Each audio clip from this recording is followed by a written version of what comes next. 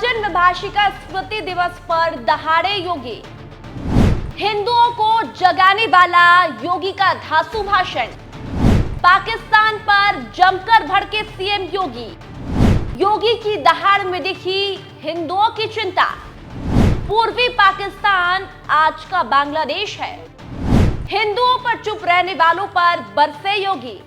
नमस्कार, NMF news देख रहे हैं आप और मैं हूं आपके साथ वागीशा पांडे।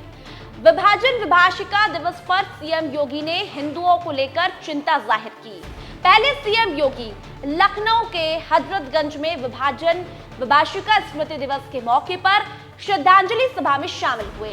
साथ ही सीएम योगी ने विभाजन की विभीषिका के आंदोलन को लेकर पटेल प्रतिमा से लेकर लोक भवन तक पैदल मौन मार्च भी निकाला।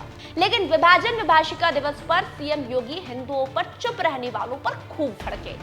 साथ ही बांग्लादेश में हो रहे हिंदुओं पर अत्याचार को लेकर योगी ने चिंता जाहिर की और कहा कि जो 1947 में हुआ वो बांग्लादेश में हो रहा है, पूर्वी पाकिस्तान कहे जाने वाले बांग्लादेश में वही तो हो रहा है।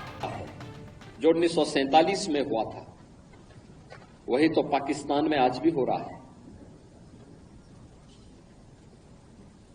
वही तो पूर्वी पाकिस्तान कहा जाने वाला आज का बांग्लादेश में वही तो हो रहा है।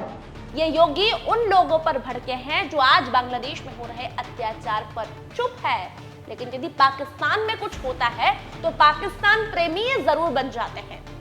आज कोई नहीं बोल रहा, लेकिन ये कांग्रेस ने सिर्फ अलगाववाद को बढ़ावा दिया है, ये भी योगी आदित्यनाथ ने आज कहा है। सीएम योगी आदित्यनाथ यही नहीं रुके, उन्होंने कहा उस समय 10 लाख हिंदू एक साथ काटे गए थे, हिंदू सिख सभी आज वही हो रहा है।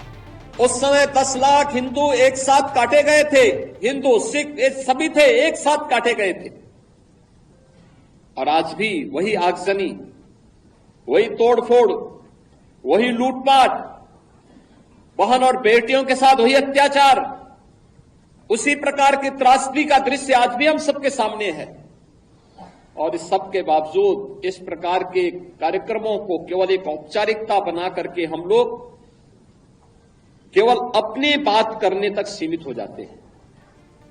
आखिर कब इतिहास की इन गलतियों से हम सबक सीखेंगे? विभाजन विभाषिका स्मृति दिवस के मौके पर मुख्यमंत्री योगी आदित्यनाथ की हिंदुओं को लेकर वो दहाड़ सुनिए और साथ ही साथ हिंदुओं पर चुप रहने वालों पर खरी खोटी जो योगी आदित्यनाथ ने सुनाई है वो भी आप सुनिए।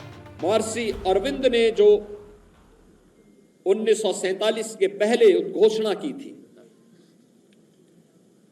आजादी की देश की विभाजन की त्रासदी आजादी के मिलने के बाद अक्सर उन्होंने इस बारे में अपनी चिंता व्यक्त भी की और उन्होंने इस बात को कहा था कि आध्यात्मिक जगत में पाकिस्तान कोई वास्तविकता नहीं है, या तो उसका भारत में विलय होगा या पाकिस्तान इतिहास से समाप्त होगा, हमेशा के लिए समाप्त होगा।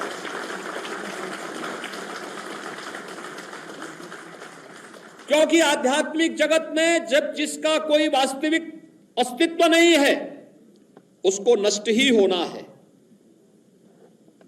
और उसकी नष्टता, उसके नश्वरता को हमें संदेह की निगाहों से नहीं देखना चाहिए।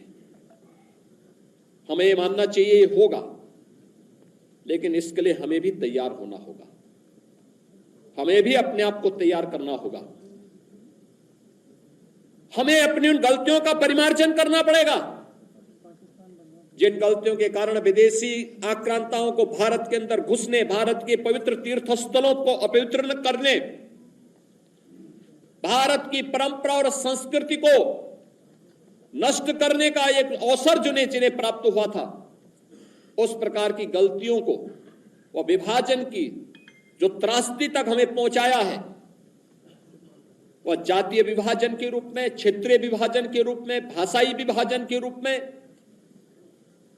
इन सभी से उभर करके हम सबको राष्ट्र प्रथम के भाव के साथ मिलकर के कार्य करना होगा।